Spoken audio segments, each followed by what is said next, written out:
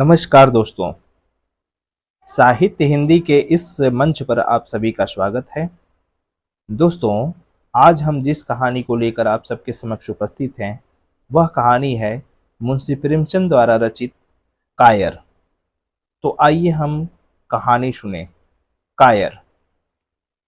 युवक का नाम केशव था, युवती का प्रेमा। दोनों एक ही कॉलेज के और एक ही क्लास के विद्यार्थी थे। केशव नए विचारों का युवक था, जात पात के बंधनों का विरोधी। प्रेमा पुराने संस्कार की कायल थी, पुरानी मर्यादाओं और प्रथाओं में पूरा विश्वास रखने वाली। लेकिन फिर भी दोनों में गाढ़ प्रेम हो गया था और यह बात सारे कॉलेज में मशहूर थी। केशव ब्राह्मण होकर भी वैश्य कन्या प्रेमा से विवाह करके अपना जीवन सार्थक करना चाहता था। उसे अपने माता पिता की परवाह न थी। कुल मर्यादा का विचार भी उसे स्वांग सा लगता था। उसके लिए सत्य कोई वस्तु थी तो प्रेम थी, किंतु प्रेमा के लिए माता पिता और कुल परिवार के आदेश के विरुद्ध एक कदम बढ़ाना भी असंभव था। संध्या का समय है। विक्टोरिया पार्क के एक निर्जन स्थान में दोनों आमने सामने हरियाली पर बैठे हुए हैं। सैर करने वाले एक एक करके विदा हो गए, किंतु ये दोनों अभी वहीं बैठे हुए हैं। उनमें एक ऐसा प्रसंग छिड़ा हुआ है जो किसी तरह समाप्त नहीं होता।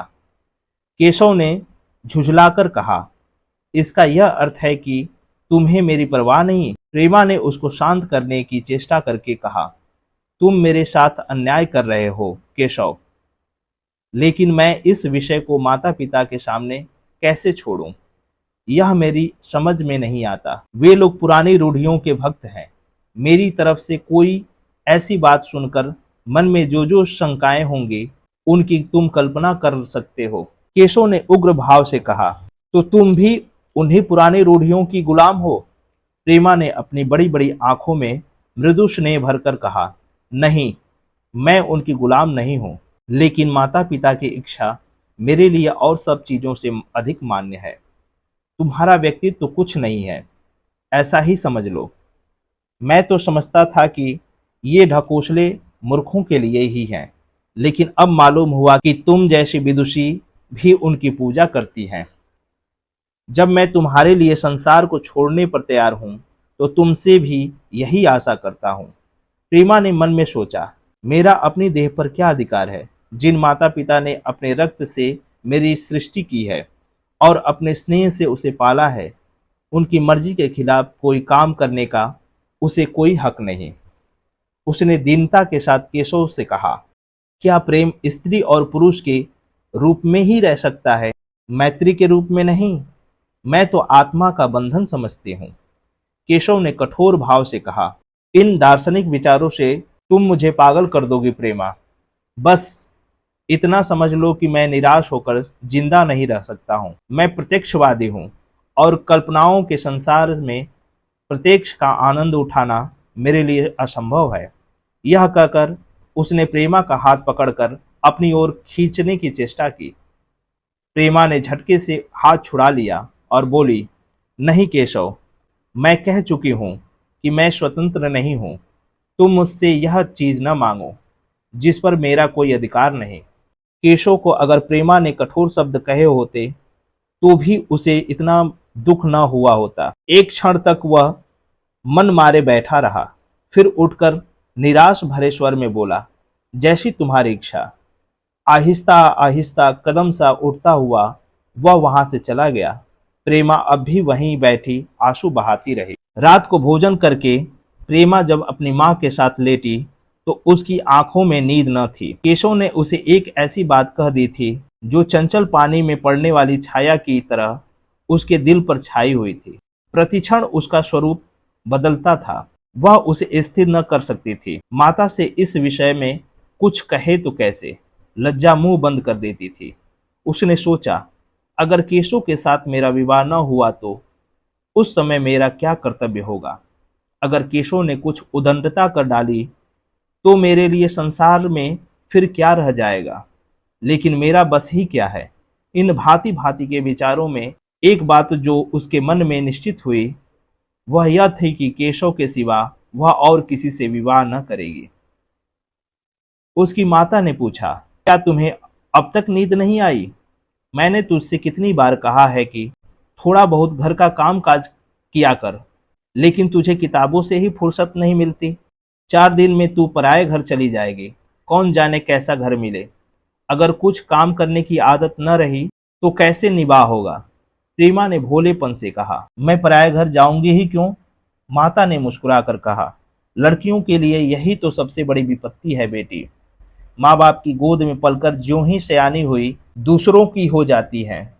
अगर अच्छे प्राणी मिले तो जीवन आराम से कट गया, नहीं रो रो कर दिन काटना पड़ता है।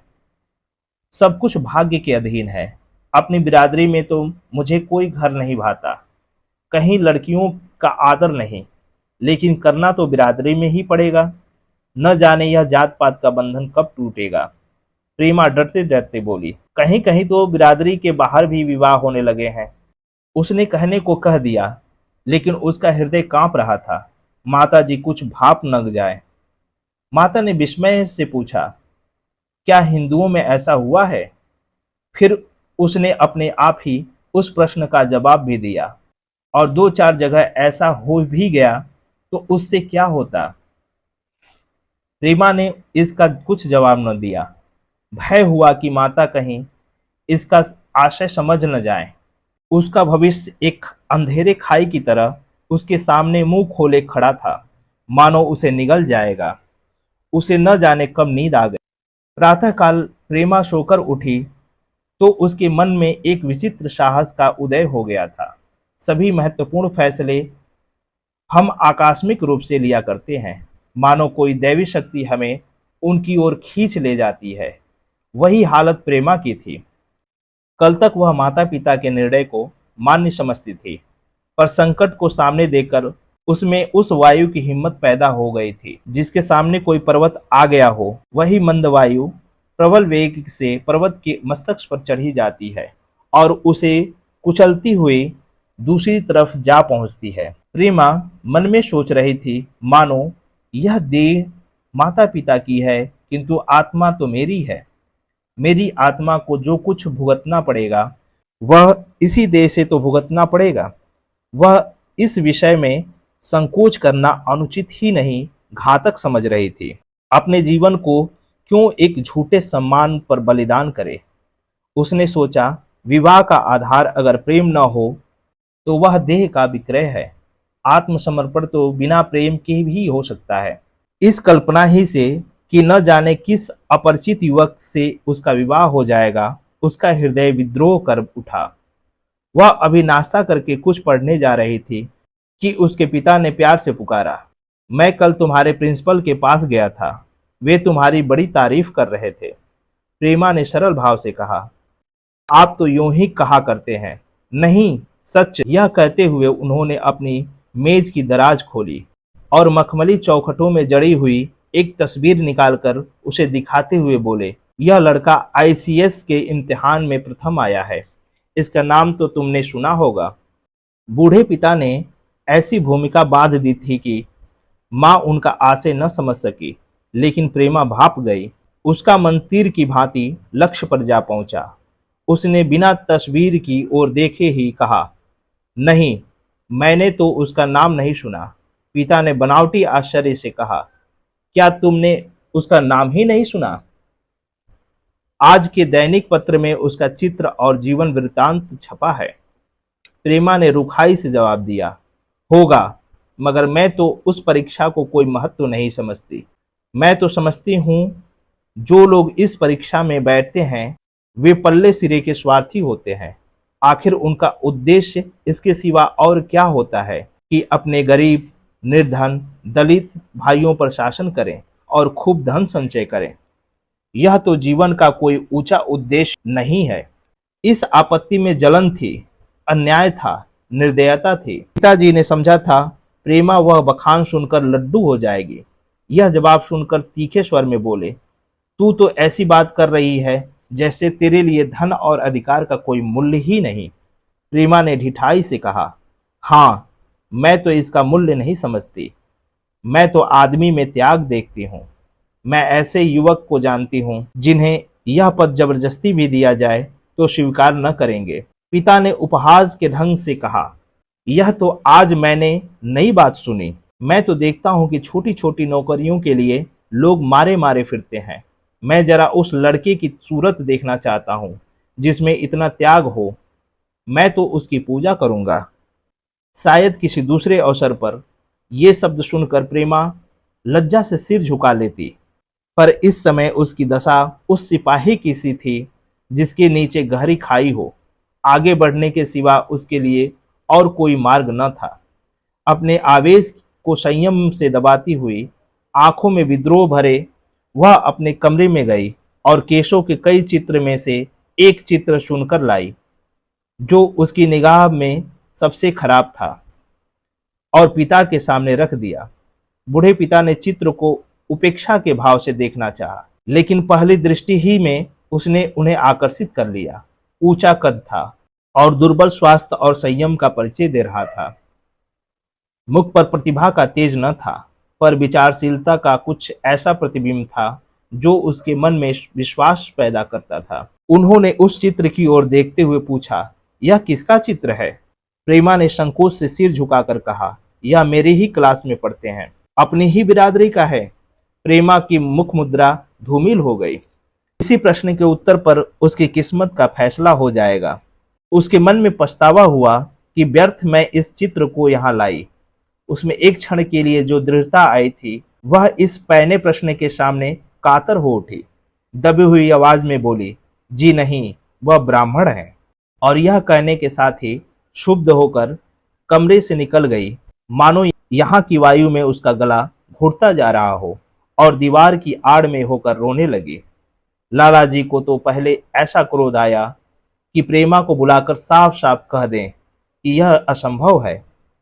वे उसी गुस्से में दरवाजे पर आए, लेकिन प्रेमा को रोते देखकर नम्र हो गए। इस युवक के प्रति प्रेमा के मन में क्या भाव थे यह उनसे छुपा न रहा। वे स्त्री शिक्षा के पूरे समर्थक थे, लेकिन इसके साथ ही कुल मर्यादा की रक्षा भी करना चाहते थे। अपनी ही जाति के सुयोग वर के लिए अपना सर्वस्व अर्पण कर सकते थे, लेकिन उस क्षेत्र के बाहर कुलीन से कुलीन और योग्य से योग्य वर की कल्पना भी उनके लिए असहाय थी। इससे बड़ा अपमान वे सोच ही न सकते थे। उन्होंने कठोर स्वर में कहा, आज से कॉलेज जाना बंद कर दो। अगर शिक्षा कुल मर्यादा को डुबोना ही सिखाती है तो कुशिक्षा है। प्रेमा ने कातर कंठ से कहा, परीक्षा तो समीप आ गई है। लाला जी ने दृढ़ता से कहा, आने दो, और फिर अपने कमरे में जाकर विचारों में डूब गए। 6 महीने गुजर गए। लाला जी ने घर में आकर पत्नी को एकांत में बुलाया और बोले, जहां तक मुझे मालूम हुआ है केशव बहुत ही सुशील और प्रतिभाशाली युवक है।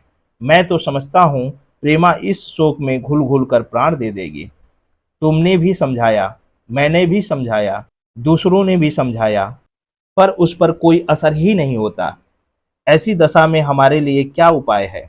उनकी पत्नी ने चिंतित भाव से कहा, कर तो दोगे, लेकिन रहोगे कहाँ? न जाने कहाँ से यह कुलक्षणी मेरी कोख में आई।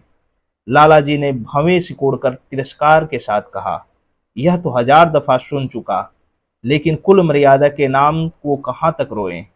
चिड़िया का पर खोलकर यह आशा करना कि वह तुम्हारे आंगन में ही फुदकती रहेगी भ्रम है।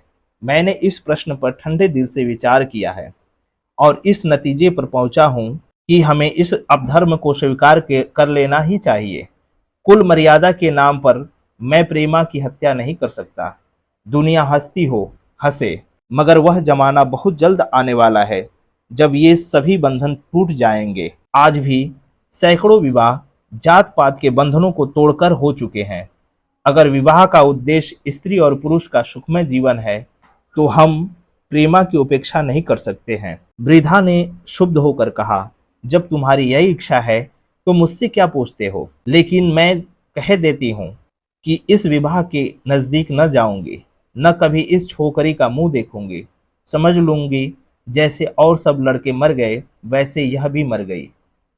तो फिर आखिर तुम क्या करने को कहती हो? क्यों नहीं उस लड़के से विवाह कर देते? उसमें क्या बुराई है? वह 2 साल में सिविल सर्विस पास करके आ जाएगा। केशव के पास क्या रखा है, बहुत होगा किसी दफ्तर में क्लर्क हो जाएगा। और अगर प्रेमा प्राण हत्या कर ले तो कर ले, तुम तो उसे और सह देते हो। जब उसे हमारी परवाह नहीं है तो हम उसके लिए अपने नाम को क्यों कलंकित करें। प्राण हत्या करना कोई खेल नहीं है, यह सब धमकी है। मन घोड़ा है, जब तक उसे लगाम न दो पुट्टे पर हाथ भी न रखने देगा। जब उसके मन का यह हाल है तो कौन कहे केशव के साथ ही जिंदगी भर निवाह करेगी। जिस तरह आज उससे प्रेम है उसी तरह कल दूसरे से हो सकता है। तो क्या पत्ते पर अपना मांस बिकवाना चाहते हो? लाला जी ने स्त्री को प्रश्न सूचक दृष्टि से देखकर कहा। और अगर वह कल खुद जाकर केशव से विवाह कर ले तो तुम क्या कर लोगी? फिर तुम्हारी कितनी इज्जत रह जाएगी? वह चाहे संकोचवश या हम दोनों के लिहाज से यूं ही बैठी रहे, पर यदि जिद पर कमर बांध ले, हम तुम कुछ नहीं कर सकते। इस समस्या का ऐसा भीषण अंत भी हो सकता है, यह इस वृद्ध के ध्यान में भी न आया था।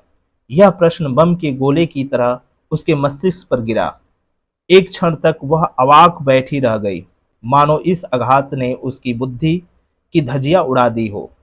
फिर पराभूत होकर बोली, तुम्हें अनोखी कल्पनाएं सूझती है। मैंने तो आज तक कभी नहीं सुना कि किसी कुलीन कन्या ने अपनी इच्छा से विवाह किया हो। तुमने न सुना हो, लेकिन मैंने सुना है और देखा है। ऐसा होना बहुत संभव है। जिस दिन ऐसा होगा उस दिन तुम मुझे जीते न देखोगे। मैं यह नहीं कहता कि ऐसा होगा ही, लेकिन होना संभव है। तो जब ऐसा होना है तो इससे तो यही अच्छा है कि हम ही इसका प्रबंध करें। जब नाक ही कट रही है तो तीर छुरी से क्यों न कटे। कल केशव को बुलाकर देखो क्या कहता है। केशव के पिता सरकारी पेंशनर थे, मिजाज के चिड़चिड़े और कृपण। धर्म के आडंबरों में ही उनके चित्त को शांति मिलती थी। कल्पना शक्ति का अभाव था, किसी के मनोभाव का सम्मान न कर सकते थे। वे अब भी उस संसार में रहते थे जिसमें उन्होंने अपने बचपन और जवानी के दिन काटे थे। नवयुग की बढ़ती हुई लहर को वे सर्वनाश कहते थे और कम से कम अपने घर को दोनों हाथों और दोनों पैरों का जोर लगाकर उसे बचाए रखना चाहते थे। इसलिए जब एक दिन प्रेमा के पिता उसके पास पहुंचे और केशव से प्रेमा के विवाह का प्रस्ताव किया तो बूढ़े पंडित जी अपने आप में न रह सके। धुंधली आंखें फाड़कर बोले, आप भंग तो नहीं खा गए हैं? इस तरह का संबंध और चाहे जो कुछ भी हो, विवाह नहीं। मालूम होता है आपको भी नए जमाने की हवा लग गई। बूढ़े बाबूजी ने नम्रता से कहा, मैं खुद ऐसा संबंध नहीं पसंद करता। इस विषय में मेरे भी वही विचार हैं जो आपके, पर बात ऐसी आ पड़ी है कि मुझे विवश होकर आपकी सेवा में आना पड़ा। आजकल के लड़के और लड़कियां कितने स्वेच्छाचारी हो गए हैं, यह तो आप जानते ही हैं। हम बूढ़े लोगों के लिए अब अपने सिद्धांत की रक्षा करना कठिन हो गया है। मुझे भय है कि कहीं ये दोनों निराश होकर अपनी जान पर न खेल जाएं। बूढ़े पंडित जी जमीन पर पांव पटकते हुए गरज उठे, आप क्या कहते हैं साहब? आपको शर्म नहीं आती? हम ब्राह्मण हैं और ब्राह्मणों में भी कुलीन। ब्राह्मण कितने ही पतित हो गए हों, इतने मर्यादा शून्य नहीं हुए हैं कि बनिए वकालों की लड़कियों से विवाह करते फिरें। जिस दिन कुलीन ब्राह्मणों में लड़कियां न रहेंगी उस दिन यह समस्या उपस्थित हो सकती है। मैं कहता हूं, आपको मुझसे यह बात कहने का साहस कैसे हुआ? बूढ़े बाबूजी जितना ही दबते थे उतना ही पंडित जी बिगड़ते थे। यहां तक कि लाला जी अपना अपमान ज्यादा न सह सके और अपनी तकदीर को कोसते हुए चले गए। उसी वक्त केशव कॉलेज से आया। पंडित जी ने तुरंत उसे बुलाकर कठोर कंठ से कहा, मैंने सुना है तुमने किसी बनिए की लड़की से अपना विवाह कर लिया है। यह खबर कहाँ तक सही है? केशव ने अनजान बनकर पूछा। आपसे किसने कहा? किसी ने कहा। मैं पूछता हूं, यह बात ठीक है या नहीं? अगर ठीक है और तुमने अपनी मर्यादा को डुबोने का निश्चय ही कर लिया है तो हमारे लिए तुम्हारे घर में कोई स्थान नहीं। तुम्हें मेरी कमाई पर एक ढेला भी नहीं मिलेगा। मेरे पास जो कुछ है वह मेरी अपनी कमाई है। मुझे अख्तियार है कि मैं उसे जिसे चाहूं दे दूं। तुम यह अनीति करके मेरे घर में कदम नहीं रख सकते। केशव पिताजी के स्वभाव से परिचित था। प्रेमा से उसे प्रेम था। वह गुप्त रूप से प्रेमा से विवाह कर लेना चाहता था। बाप हमेशा तो बैठे न रहेंगे। माता के स्नेह पर उसे विश्वास था। उस प्रेम की तरंग में वह सारे कष्टों को झेलने के लिए तैयार मालूम होता था। लेकिन जैसे कोई कायर सिपाही बंदूक के सामने जाकर हिम्मत खो बैठता है और कदम पीछे हटा लेता है, यही दशा केशव की हुई। वह साधारण युवक की तरह सिद्धांतों के लिए बड़े बड़े तर्क कर सकता था। जबान से उनमें अपनी भक्ति की दुहाई दे सकता था, लेकिन उसके लिए यातनाएं झेलने की सामर्थ्य उसमें न थी। अगर वह अपनी जिद पर अड़ा और पिताजी ने भी अपनी टेक रखी तो उसका कहाँ ठिकाना लगेगा। उसका जीवन ही नष्ट हो जाएगा। उसने दबी जुबान से कहा, जिसने आपसे यह कहा है बिल्कुल झूठ कहा है। पंडित जी ने तीव्र नेत्रों से देखकर कहा, तो यह खबर बिल्कुल गलत है। जी हाँ, बिल्कुल गलत। तो तुम आज ही इसी वक्त उस बनिए को खत लिख दो और याद रखो कि अगर इस तरह की चर्चा फिर कभी उठी तो तुम्हारा सबसे बड़ा शत्रु होऊंगा। बस जाओ। केशव और कुछ न कह सका। वह यहां से चला तो ऐसा मालूम होता था कि पैरों में दम नहीं है। दूसरे दिन प्रेमा ने केशव के नाम यह पत्र लिखा। प्रिय केशव, तुम्हारे पूज्य पिताजी ने लाला जी के साथ जो अशिष्ट और अपमानजनक व्यवहार किया है, उसका हाल सुनकर मेरे मन में बड़ी शंका उत्पन्न हो रही है। शायद उन्होंने तुम्हें भी डांट फटकार बताई होगी। ऐसी दशा में मैं तुम्हारा निश्चय सुनने के लिए विकल हो रही हूँ। तुम्हारे साथ हर तरह का कष्ट झेलने को तैयार हूँ। मुझे तुम्हारे पिताजी की संपत्ति का मोह नहीं है। मैं तो केवल तुम्हारा प्रेम चाहती हूँ और उसी में प्रसन्न हूँ। आज शाम को यहीं आकर भोजन करो। दादा और माँ दोनों तुमसे मिलने के लिए बहुत इच्छुक हैं। मैं वह स्वप्न देखने में मग्न हूँ जब हम दोनों उस सूत्र में बंध जाएंगे जो टूटना नहीं जानता, जो बड़ी से बड़ी आपत्ति में भी अटूट रहता है। तुम्हारी प्रेमा। संध्या हो गई और इस पत्र का कोई जवाब न आया। उसकी माता बार बार पूछती थी, केशव आए नहीं। बूढ़े लाला जी भी द्वार की ओर आंखें लगाए बैठे थे। यहाँ तक कि रात के 9 बज गए, पर न केशव ही आए न उनका पत्र। प्रेमा के मन में भांति भांति के संकल्प विकल्प उठ रहे थे। कदाचित उन्हें पत्र लिखने का अवकाश न मिला होगा, या आज आने की फुर्सत न मिली होगी। कल अवश्य आ जाएंगे। केशव ने पहले उसके पास जो प्रेम पत्र लिखे थे उन सबको उसने फिर पढ़ा। उनके एक एक शब्द में कितना अनुराग टपक रहा था। उनमें कितना कंपन था, कितनी विकलता, कितनी तीव्र आकांक्षा। फिर उसे केशव के वे वाक्य याद आए जो उसने सैकड़ों ही बार कहे थे। कितनी बार वह उसके सामने रोया था। इतने प्रमाणों के होते हुए निराशा के लिए कहाँ स्थान था, मगर फिर भी सारी रात उसका मन जैसे सूली पर टंगा रहा। प्रातःकाल केशव का जवाब आया। प्रेमा ने कांपते हुए हाथों से पत्र लेकर पढ़ा। पत्र हाथ से गिर गया। ऐसा जान पड़ा मानो उसकी देह का रक्त स्थिर हो गया हो। लिखा था, मैं बड़े संकट में हूं कि तुम्हें क्या जवाब दूं। मैंने इधर इस समस्या पर खूब ठंडे दिल से विचार किया है और इस नतीजे पर पहुंचा हूं कि वर्तमान दशाओं में मेरे लिए पिताजी की आज्ञा की उपेक्षा करना दुस्साहस है। मुझे कायर न समझना, मैं स्वार्थी भी नहीं, लेकिन मेरे सामने जो बाधाएं हैं उन पर विजय पाने की शक्ति मुझ में नहीं है। पुरानी बातों को भूल जाओ। उस समय मैंने इन बाधाओं की कल्पना न की थी। प्रेमा ने एक लंबी, गहरी, जलती हुई सांस खींची और उस खत को फाड़कर फेंक दिया। उसकी आंखों से अश्रुधारा बहने लगी। जिस केशव को उसने अपने अंतःकरण से वर लिया था, वह इतना निष्ठुर हो जाएगा, इसकी उसको रत्ती भर भी आशा न थी। ऐसा मालूम पड़ा मानो अब तक वह कोई सुनहला स्वप्न देख रही थी, पर आंख खुलने पर वह सब कुछ अदृश्य हो गया। जीवन में जब आशा ही लुप्त हो गई तो अब अंधकार के सिवा और क्या रहा। अपने हृदय की सारी संपत्ति लगाकर उसने एक नाव लदवाई थी। वह नाव जलमग्न हो गई। अब दूसरी नाव कौन कहां से लदवावे। अगर वह नाव टूटी है तो उसके साथ वह भी डूब जाएगी। माता ने पूछा, क्या केशव का पत्र है?